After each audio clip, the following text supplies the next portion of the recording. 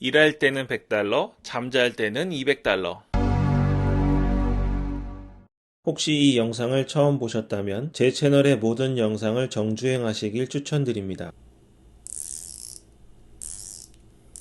네, 안녕하세요. 이사영 잡스입니다. 오늘은 제가 자주 하는 질문 다루도록 하겠습니다. 자주 하는 질문이 좀 밀려 있어가지고 제가 좀 빨리 여러 개를 영상을 좀 다루도록 할게요. 그리고 제가 썸네일에 아마 제가 또 썸네일 만들지도 않고 이런 얘기 하는데 초보분들은 꼭 보라고 제가 써놨을 거예요. 그게 왜냐면 영상 정주행을 전부 다 하셔야 되는데 사실 쉽지 않죠. 제가 구독자 100명도 안 됐을 때부터 같이 해주시던 분들이 있어요. 그분들은 제가 매일매일 영상 올렸는데도 다 보셨습니다. 다 보셨는데 나중에 영상이 뭐 100개, 뭐 80개 이 정도 됐을 때 처음 저를 알게 되신 분들은 처음부터 다 보시는 게 뭐 쉽진 않으실 겁니다. 근데 꼭 보셔야 돼요. 다 보셔야 되고 이미 저랑 오래 하신 분들이 댓글에 달아주셨던 것처럼 두 번, 세 번 더 보셔야 됩니다. 왜냐면 자기 그릇이 좀 적을 때 보는 거랑 좀 많이 알 때 보는 거랑은 차원이 다릅니다. 제가 가장 많이 아는 건 아니지만 적어도 저만큼 아시려면 저보다 모를 때 보셨던 분이면 조금 더 레벨업 하셨을 때 다시 보시면 전혀 처음 보는 것처럼 그리고 그때는 별거 아닌 것처럼 느껴졌는데 새로 적용해야 될 만한 것들이 보이실 겁니다. 그래서 정주행을 좀 꼭 하시라고 말씀드리는 거예요. 근데 정주행이요. 말이 정주행이지 120개가 넘는 영상을 다 보려면 굉장히 오래 걸리실 겁니다.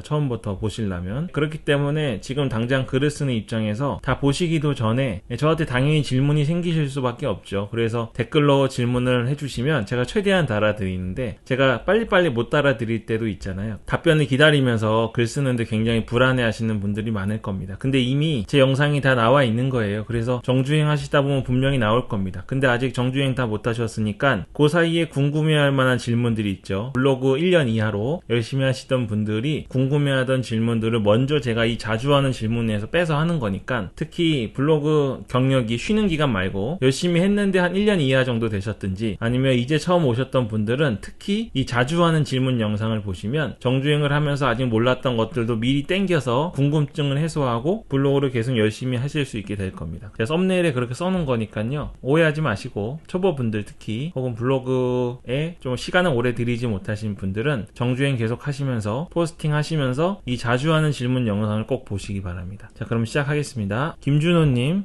이사영 자스님 보시기에 평균적으로 포스팅 몇 개 정도 돼야 하루에 $10 이상 벌 수 있다고 생각하는지 궁금해요 라 하셨는데요. 이건 모릅니다. 저도 모르고 아무도 몰라요. 경험 있으신 분들은 알겠지만 클릭당 20-30달러 짜리는 사실 많이 볼 수 없는데요. 클릭당 $5, 뭐 $3 이런 거는 종종 보실 겁니다. 이렇게 되면 클릭 두 번만으로 $10가 넘어가잖아요. 이런 일들이 생기는데 안정적으로 $10가 넘어가는 수준이 언제냐를 가늠하는 건 불가능합니다. 만약에 기존에 블로그를 좀 오래 하셨고 제가 그냥 뭐 만들어낸 말이긴 하지만 블로그 1000개 이상 포스팅이 되셔서 블로그 쓰는 능력도 좀 되시고 글을 쓸 때 스트레스 안 받을 정도의 포스팅 근육이 생기셨고 자신만의 키워드 분석이 어느 정도 되신 분들은 글 한 10개만 써도 하루에 $10 만드실 수 있습니다. 아니 5개만 써도 만드실 수 있어요. 그리고 다음에서 최적화 블로그를 하시면 금방 만들죠. 하지만 금방 떨어지고요. 그런데 이제 구글이나 네이버 웹사이트 탭을 통해서 꾸준히 안정적인 $10를 만드시려면 블로그를 처음 하시는 분들은 좀 오래 걸리실 수 있습니다. 이거는 아직 잘 모르셔서 그래요. 그래서 자신만의 키워드도 없고 분석할 수 있는 수준도 안 되기 때문에 우연히 $10는 될 수 있지만 제가 말씀드리는 건 꾸준한 $10죠. 매달 $300씩 최소한 나오는 $10는 처음 하시는 분들은 어쨌든 시간이 좀 걸리실 거고 대신 다음에서는 하루에 $100,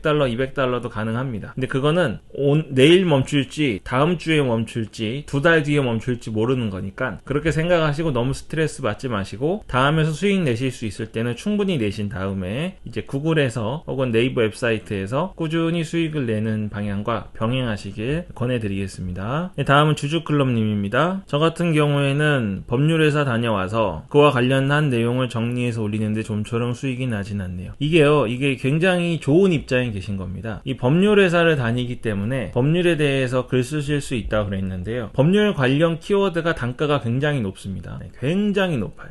제가 어떤 키워드인지 말씀 못 드리는 게 저도 좀 쓰거든요. 저도 좀 알 수 있는 기회가 있어서 쓰는데 이쪽 단가가 굉장히 높은데 문제가 뭐냐면 제가 지난번에 조 팀장님 이야기 했잖아요. 사고 당하셨을 때 보험금 받는 방법 이런 거에 대한 내용을 말씀드린 적이 있는데 주주클럽님처럼 진짜 전문가인 경우, 저는 가짜잖아요. 가짜인데 주워 들어서 일반인이 쓰는 거잖아요. 진짜 전문가인 경우에는 우리 같은 일반인들이 검색해서 보는 글이 뭔지 잘 모르십니다. 너무 전문가여서 우리가 만약에 주주클럽님 글에 들어갔으면 바로 뒤로 나올 거예요. 가독성도 떨어지고 너무 어려운 전문 용어도 많고 내가 궁금한 것보다는 전문가가 볼 때 궁금한 점들이 주로 키워드로 사용되고 있을 겁니다. 그러면 내용은 사실 굉장히 좋은데 실제로 그거는 전문가들끼리는 서로 좋다고 그럴 거예요. 회사 동료들이나 혹은 다른 법률 회사에서 법률사무소에서 볼 때는 이 사람 글 되게 잘 쓴다 하겠지만 실제 소비자인 우리 같은 일반인들이 보기에는 매우 안 좋은 글입니다. 이게 수익형이 될 수 있는데 조금만 더 멀리 물러나셔가지고 일반인들이 읽을 수 있는 글인지 일반인들이 정말 궁금해하는 내용인지를 확인해 보셔야 됩니다. 그래서 글을 쓰실 때 내가 볼 때 좋은 글을 쓰시면 안 되고 전문가분들은 나보다 잘 모르는 사람, 이것도 어렵거든요. 근데 그러지 마시고 차라리 나이가 어린 사람, 예를 들면 뭐 중학교 3학년, 뭐 초등학교 6학년, 뭐 너무 심한가요? 어쨌든 이런 법률 쪽으로 경험이 없을 만한 사람들, 그런 사람들까지도 이해할 수 있을 정도의 글을 구성하시는 게 도움이 되실 겁니다. 만약에 이 전문 분야를 살리시면 단가가 엄청나게 높으실 거예요. 물론 이런 단가들은 일부 카더라에는 위험한 키워드라고 되어 있는데요. 저기 구글이나 네이버 웹사이트에서는 별로 영향이 없습니다. 그러니까 네이버 블로그로 네이버 뷰템을 노출하시든지 다음 최적화로 다음 블로그 상단에 노출하시는 게 아니라면 이 키워드를 절대 버리지 마시고 전문 분야시니까 조금만 더 시간을 들여보세요. 조금만 더 노력을 하셔서 이 주제를 버리시는 게 아니라 조금 더 쉽게, 더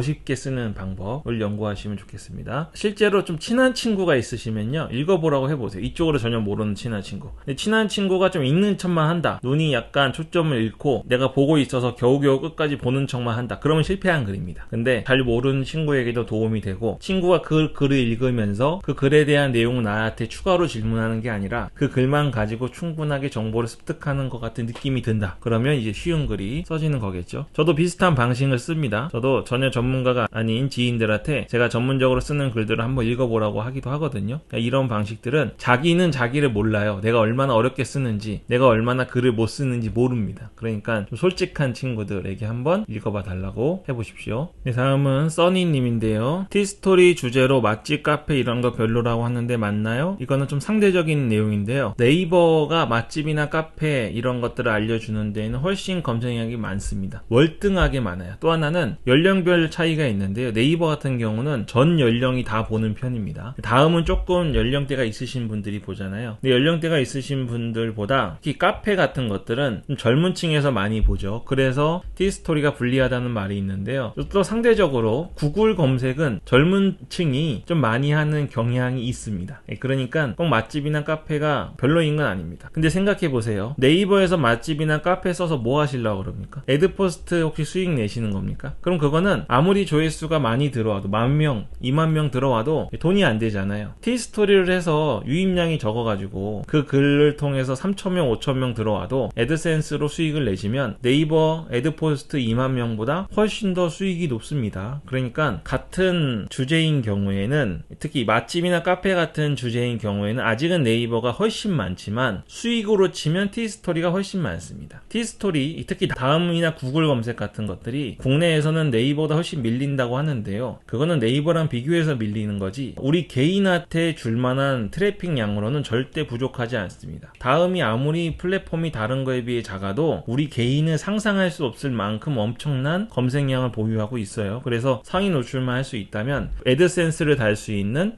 티스토리가 훨씬 낫다는 거 말씀드리고요. 네이버에서 하시려면 네이버는 다른 쪽으로 수익을 내셔야 돼요. 근데 지금 이야기 하시는 거 보니까 애드포스트 말고 다른 쪽으로 수익을 내는 거는 조금 아직은 자리가 안 잡히신 것 같아서 굳이 맛집이나 카페를 잘 아신다면 그냥 티스토리로 하시는 거를 추천드리겠습니다. 그리고 네이버를 정리하고 티스토리로 넘겨야 하는지 이렇게 말씀하시는데 두 가지를 서로 다르게 새로 쓸 수 있으면 하셔도 되고요. 좀 복사해 오셔가지고 짜집기 하실 거면 그냥 티스토리만 하시기 하시길 권해드리겠습니다. 네이버를 잘 하시잖아요. 인플루언서 되고 하루에 한 4만 불 정도 하실 수 있으면 그러면 네이버도 어느 정도 수익이 좀 나오는데 그 정도 할 수 있는 좀 필승법을 아직 모르시면 그냥 티스토리에다가 집중하시는 거를 제가 권해드리겠습니다. 다음은 조백설기님인데요. 티스토리 최적화 다음에 2차 도메인 씌우면 최적화가 풀리나요? 안 풀립니다. 도메인 주소도 최적화가 되는 건가요? 최적화는 뭐 다음에서 지금 해주는 건데 사실 최적화라는 과정이 언제 사라질지 모르는 아주 꿀 같은 거잖아요. 그래서 다음이 최적화도 인정 안 하고 저품질도 인정 안 하는데요. 최적화가 있는 지금 다음에서 열심히 수익 내십시오. 다들 굉장히 좋은 겁니다. 제가 자꾸 구글을 이야기하는 이유는 안정적인 거, 또 다음에서 몇만 달러씩 해보신 분들 중에서 특히 결국에는 나중에 구글로 오시니까 제가 그런 희망 고문 안 하려고 구글 얘기하는 거지 다음이 결코 나쁘다고 말씀드리는 게 아니니까 다음에서 수익 내시는데, 마지막 질문이 2차 도메인을 처음부터 씌우고 최적화를 기다려야 할까요? 라고 하셨는데, 제가 가장 보편화돼 있고 일반적인 방법은요, 먼저 티스토리 블록을 만드시고 2차 도메인을 씌우세요. 2차 도메인 씌운 거를 승인을 받으십시오. 그럼 이게 이제 최적화가 될 수도 있고 최적화가 안 될 수도 있고 됐다가 풀릴 수도 있잖아요. 저품질이 될 수도 있잖아요. 그건 무시하고 이제 앞으로는 어떻게 하시냐면 새로운 티스토리 블로거들을 계속 만드시는 겁니다. 계정을 생성하거나 계정 내에 한 번에 5개씩 운영하실 수 있잖아요. 그래서 새로운 블로그를 개설하셔서 그걸 전부 최적화를 받아 놓으시는 거예요. 10개, 20개 받아 놓고 그 처음에 만들었던 2차 도메인 씌운 그 블로그는 쓰지 마시고 하위 도메인 씌운 블로그들만 수익을 내면 되는 겁니다. 이해가 되시나요? 이게 이해가, 지금 제가 말씀드린 게 좀 이해가 안 가시면 제 정주행 영상 앞에서부터 조금 더 보시게 이제 권해드립니다. 거기에 제가 긴 시간을 할애해서 자세하게 설명해 놨으니까 그렇게 보시면 되겠습니다. 어쨌든 풀리진 않고 2차 도메인은 씌우고 최적화를 기다리는 건 좀 위험한 비합리적인 태도라는 거는 말씀드리겠습니다. 다음에 우디님이죠. 승인 나면 좀 다를 줄 알았지요. 다른 게 있다면 더 깊이 어렵고 더 깊이 고민하게 된다. 이거는 제가 질문은 아닌데 이건 제가 말씀드리고 싶어서 캡처해 놨습니다. 그러니까 애드센스 승인은요, 다시 말씀드리지만 꼭 나옵니다. 무조건 나와요. 근데 뭐 6개월 걸리신 분들도 있어요. 4개월 걸린 분도 있고 일주일 만에 나오시는 분도 있는데 이거는 구글 알고리즘이 이제 하는 거거든요. 그래서 오류가 있어요. 오류라기보다는 약간 복불복입니다. 그러니까 승인 자체는 되는 거고요. 가장 중요한 건 승인이 나고 나서 수익을 내는 게 훨씬 어려운 거니까 승인해서 너무 힘 빼지 마시고요. 그리고 이렇게 하시는 거 제가 비추천드려요. 승인을 위해서 글을 쓰는 거 있잖아요. 어떤 뭐 전문 서적을 베끼거나 뭐 영어로 된 거를 와서 옮기거나 아랍어나 뭐 일본어 같은 거 번역해가지고 넣고 이렇게 해가지고 승인 받으시는 거 있잖아요. 그거를 비추천하는 이유가 뭐냐면 그렇게 승인 받는 거 자체에 대한 문제가 있는 게 아니라,